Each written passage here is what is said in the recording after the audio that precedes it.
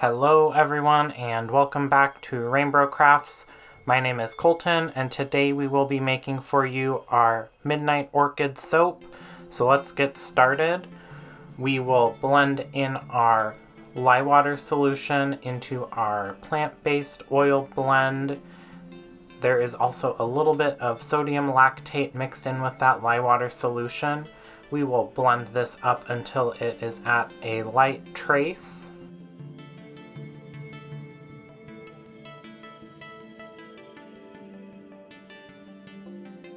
Now that the oil and lye water are mixed together, we will strain in our colloidal oatmeal slurry. So this is just our colloidal oatmeal and a little bit of water.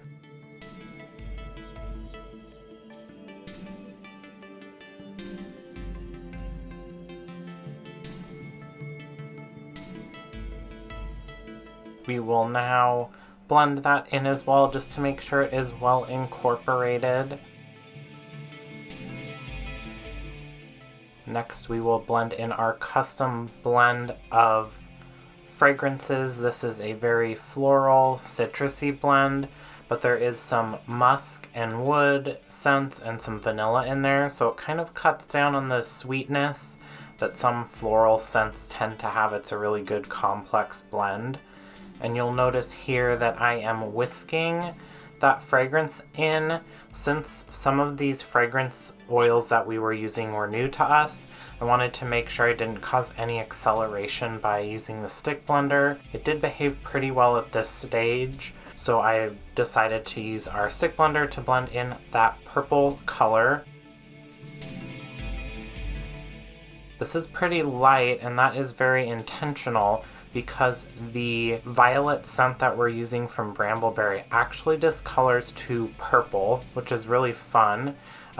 So this light, you barely can see that there's purple mixed in, but this light purple soap batter will actually discolor to a darker purple, and you'll see that in the finished bar here in a minute.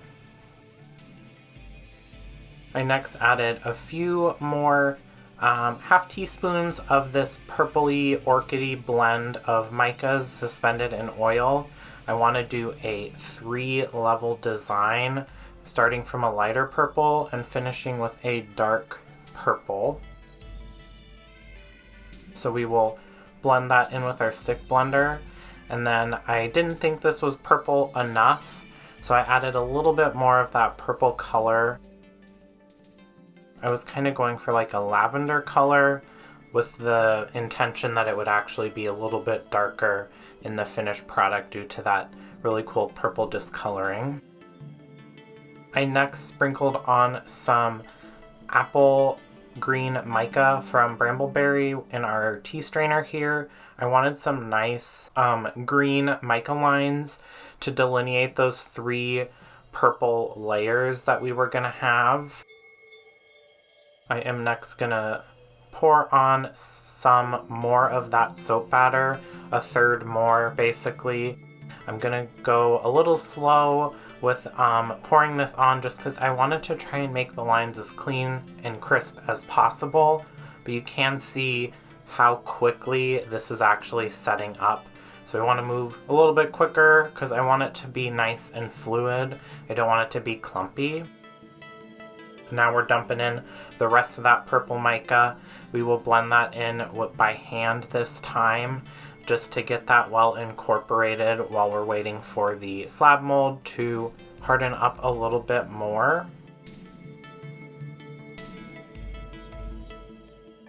And I am going to come back through with that green apple mica to do a second green mica line on top of that slightly darker purple line to kind of sandwich it between 2 mica lines, which is a really nice finished product. We really like to do this. And then I will take the whisk and whisk in the remaining purple color. It is pretty thick, the soap batter is at this point, and you'll see that when we're pouring it. Not unworkable, but definitely you want to kind of get a move on it and get that soap batter spread out and put in the soap mold. So we are just gonna dump everything else into the slab mold there, scrape out the container because we are not gonna come back. This is gonna be done. We'll even out the top there, and then I'm gonna take some of that green apple mica, suspended in a little bit of oil to do a mica drizzle, and then I am gonna also come in after this green mica with a dark purple mica. It's called Blackberry Mica from Nurture Soap. It is deep dark purple, almost black looking. It's really a pretty product. I'm gonna do lines here, and then I'm gonna come in with my trusty chopstick and do some like figure 8 type swirly motions across the whole top to do this fun kind of like latte looking art.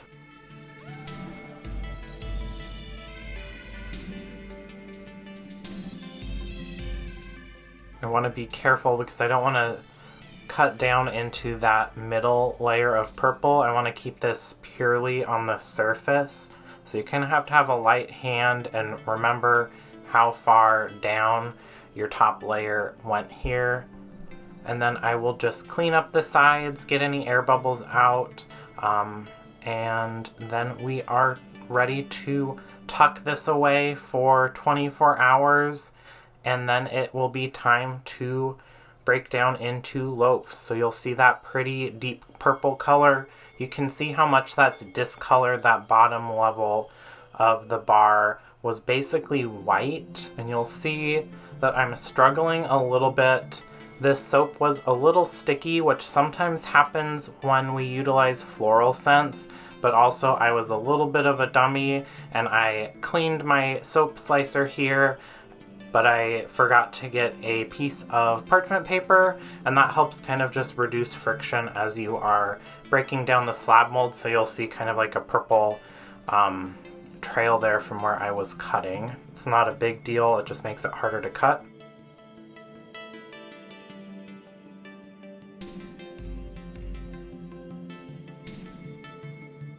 And now it is time to break those loaves into bars. And you can really see how dark purple the fragrance oil took it. So the inside is what the batter looked like, and then I'm showing you the top and the bottom, and that's what it'll actually look like, the finished product, purely based off of oxidization. So similar to like when a sliced apple turns brown, you can kind of think of it in that same way. This is a nice effect to have unless you have a specific design in mind, but we actually included that discolorization intentionally. And there you have it. There is our Midnight Orchid soap. This will be ready March 1st on our website, rainbrocrafts.com, and then at any in-person events until we sell out. So definitely get yours while you can. Thanks for watching. Don't forget to like and subscribe if you want to see what RainBro Crafts comes up with next.